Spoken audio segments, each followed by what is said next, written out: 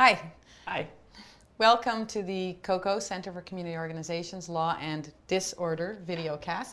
This one's about board liability and nonprofits.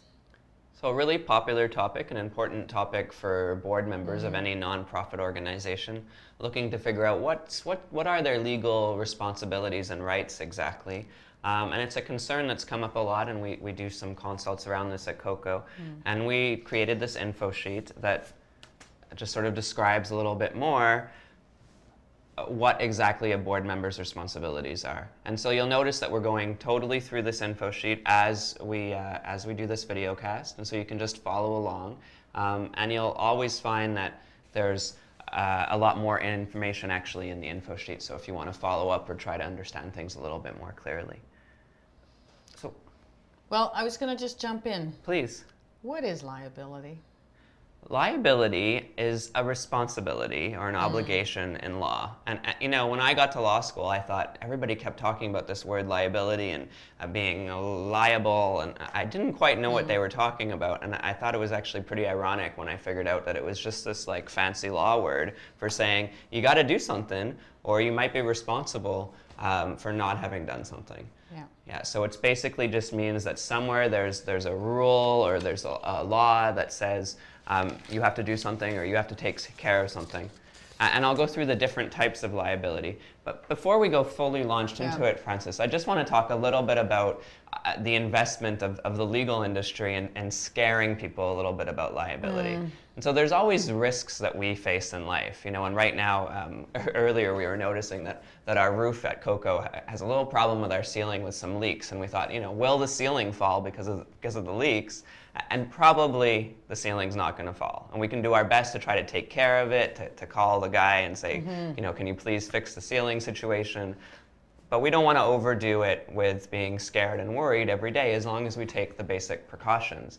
And so I've seen organizations and board members get pretty frightened about the concerns of what could go wrong, and really worrying about that stuff. And I think we need to really balance our concerns about what could go wrong with making sure we do the social change work we're trying to do. We don't want to spend all our time worrying and not actually be able to do the important work that our organization is trying to do.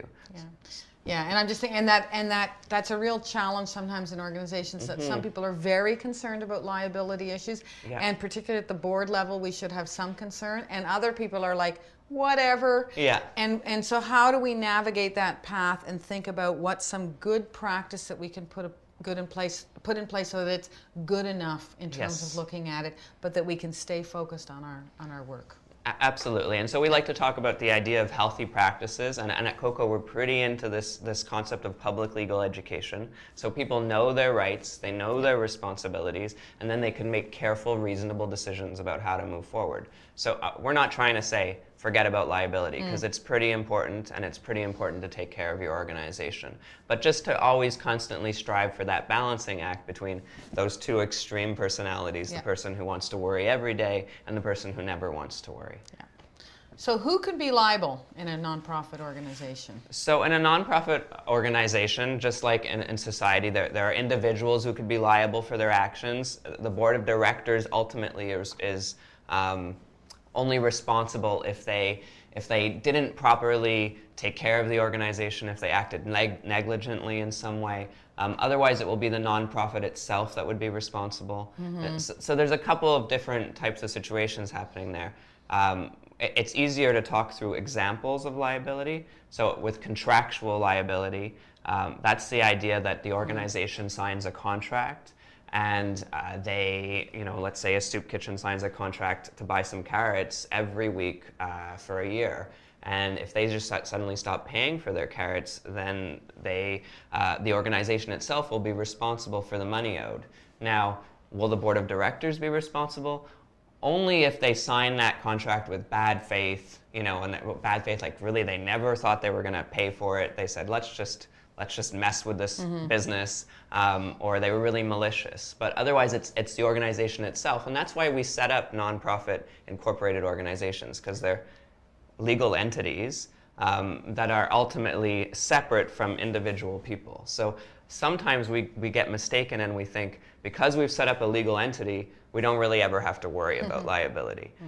And we don't have to worry that much, but we do, as board members, have to make sure to follow certain reasonable behavior to make sure that as the directors of an organization, we take care of the organization. Yeah.